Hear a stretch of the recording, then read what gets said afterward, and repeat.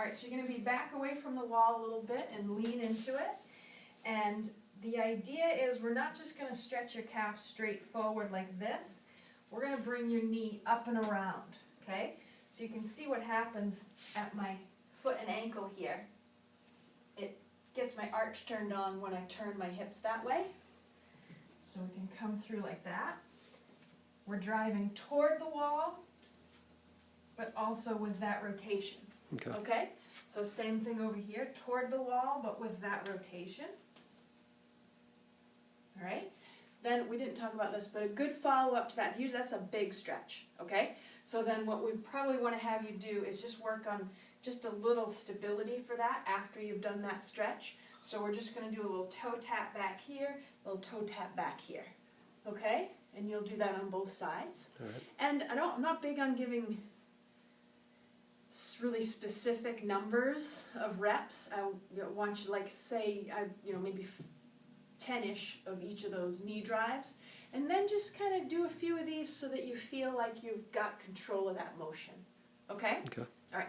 So then the next one we talked about was, well, let's do this one first. So we talked about throwing your foot up on a step or a rock or something.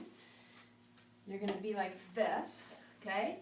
And then picture you're just going to drive forward, right? So you're coming forward like this.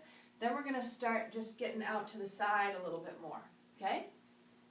You might feel some stuff going on here. You might feel more of a groin stretch. You might feel more here. It's going to depend on how far your feet are apart, and it's really best if they're not always the same distance apart. Okay. Length or width-wise. Better to change it up a little bit, All right. okay? So you'll be forward, kind of a, like you said, like a 45-degree angle here I'm trying to get, okay?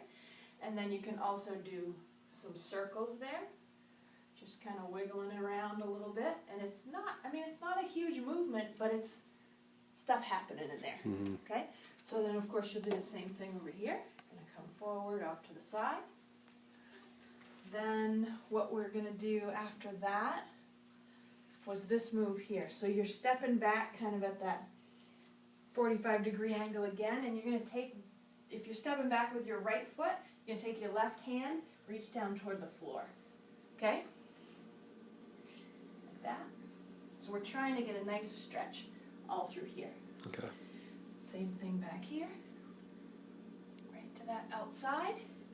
Then we used a door frame, and we had you go reaching up with one hand.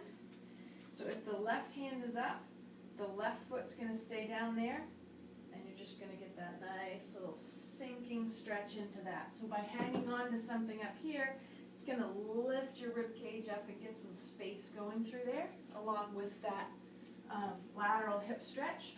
So same thing here. Okay? Okay. All right. Now you see